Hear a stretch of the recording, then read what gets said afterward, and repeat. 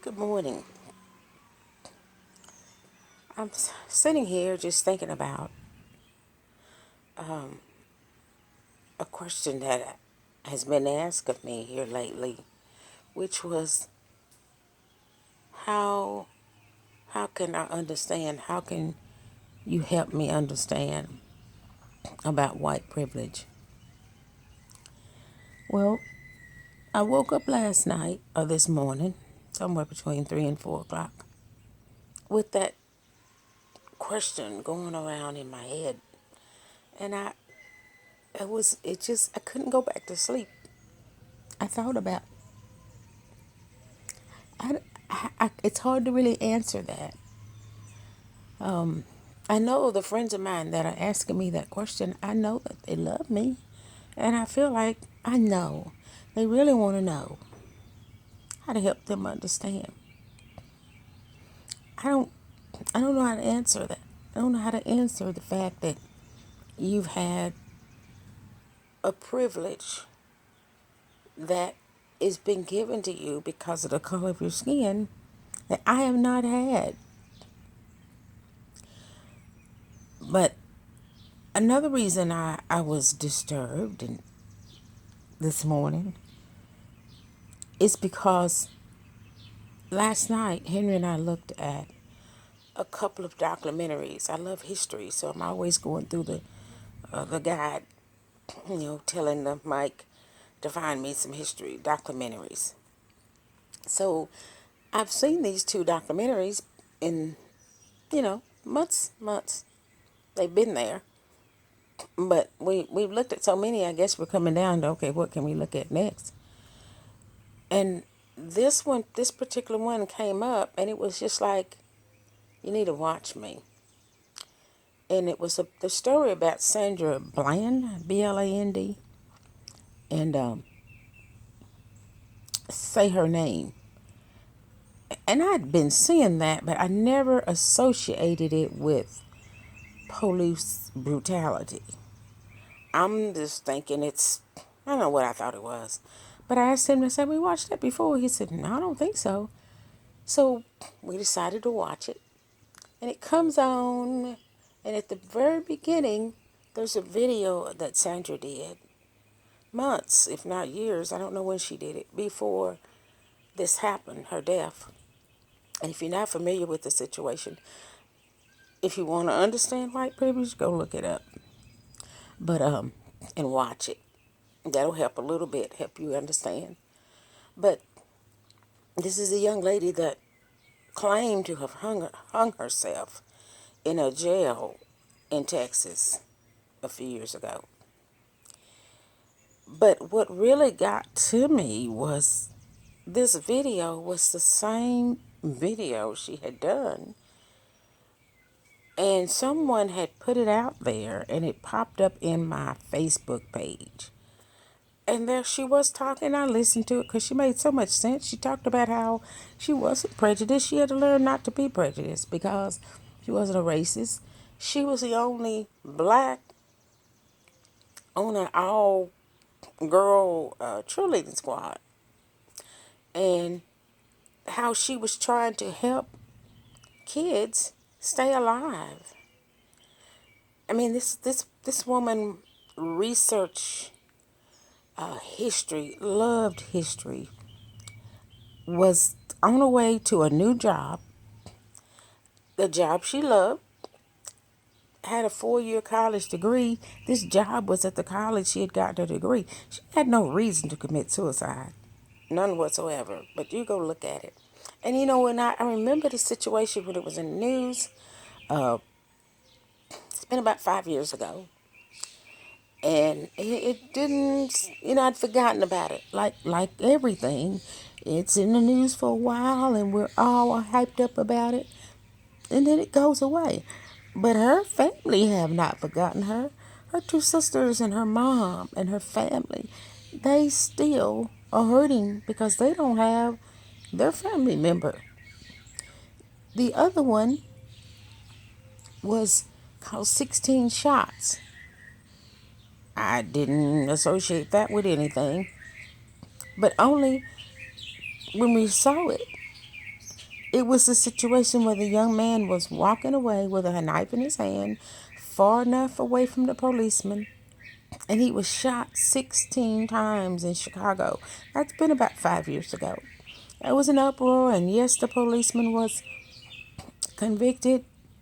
I don't know where he is now, because just like the man in there that was the retired law enforcement, well, he won't get convicted. And, his attitude is if they never get convicted, so we don't have to worry about it. And I still stand behind him, even though I'm looking at the video.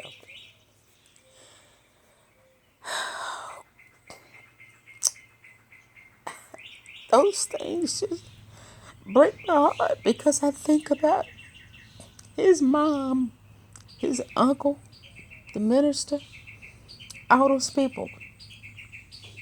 But then I think about the people who have allowed this to happen over the years and how things need to change because there's no consequences to policemen doing these things. Like I said before in one of my videos, I'm a black mom, I'm a black grandmama, I'm a black sister, I'm a black woman. I don't have to explain that to you. You see that. But what you don't see is what happens to us when these people are marching. I would love to march with you. I'm marching with you in my heart. Because physically I can't be out there with you. But I'm with you in spirit. When I saw my godson, my stepson, not my godson, my stepson, Ross Massengill, come on that television night before last. And he spoke so eloquently. He said, these girls who put together the march in Nashville a couple of days ago, 3 days ago, these teens, 6 teens, the oldest one's 16 years old. It gives us hope. And I thank you, Ross, for the words that you had to say. And I thank these teens for having the courage to pull people together. The march was peacefully. Most of these marches are peacefully. We're not out there trying to riot and hurt each other. If you notice, the ones that have been arrested, they weren't black. The ones who plant the bricks so that they can riot and burst windows. And then when they get everybody all pumped up and people are stealing stuff, there's always going to be some of us that's going to do something stupid that know better. That's going to go in there and steal something. It's wrong.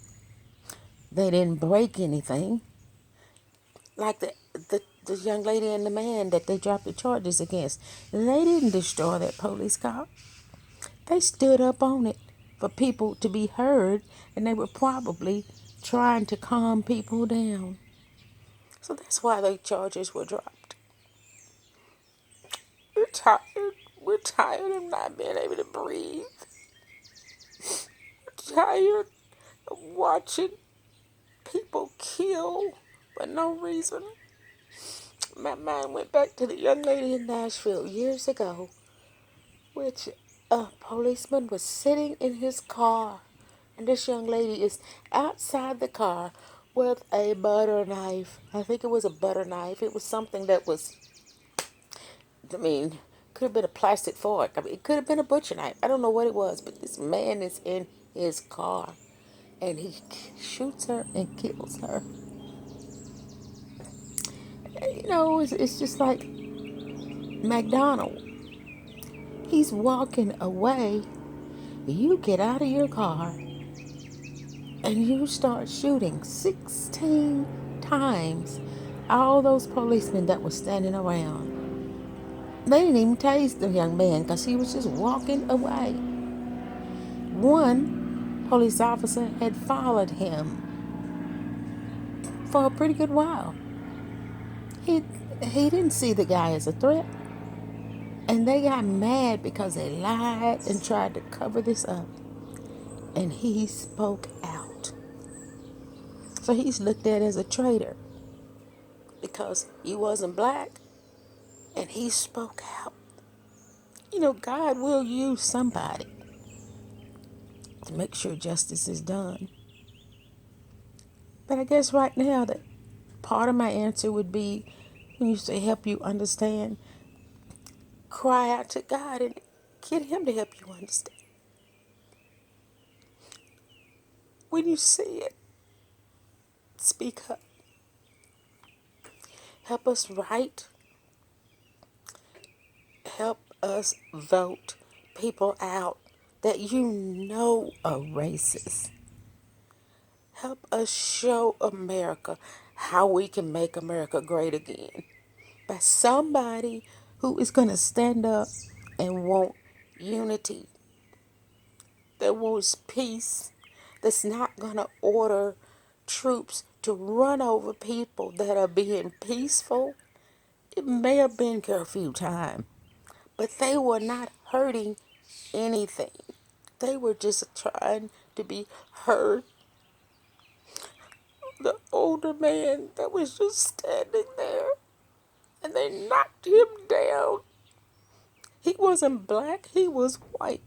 They knocked him down and continued to walk. Nobody even tried to help him up. Nobody tried to see if he was okay. This man, what was he, 75? He was old enough to be some of them people's great grandfather. It's gotta stop. If you're a policeman, I know you need the probably income to feed your family, but I don't know how you can lay down and sleep when you know things aren't right. It's not right.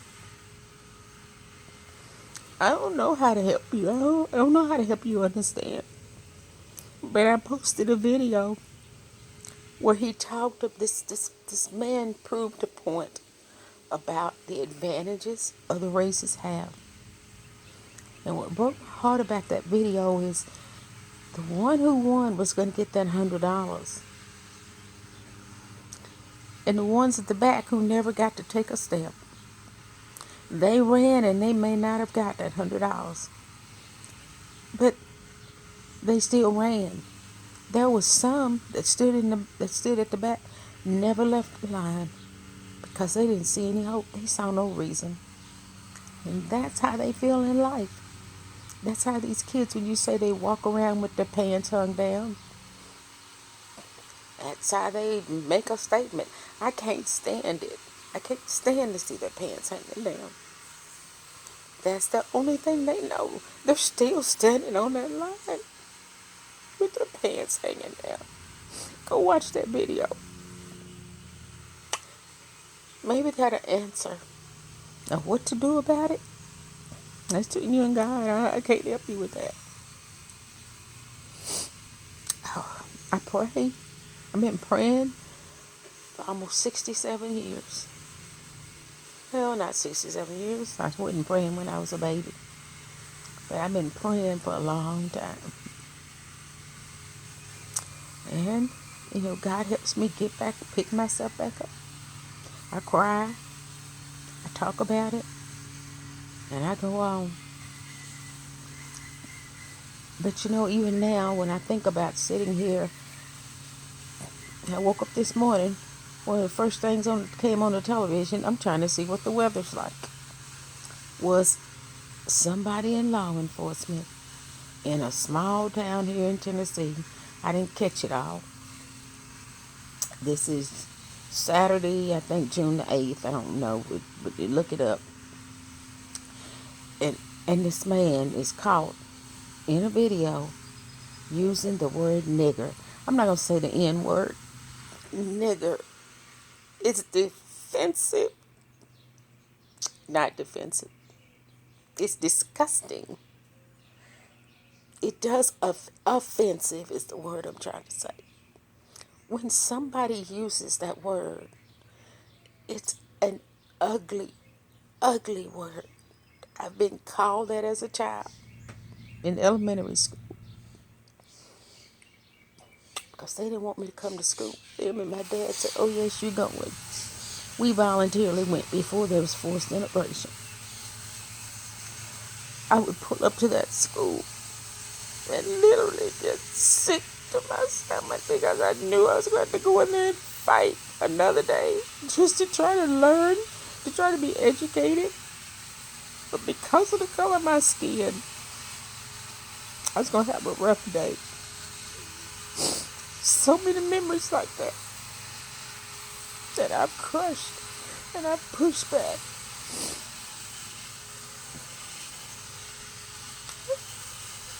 That's all I gotta say.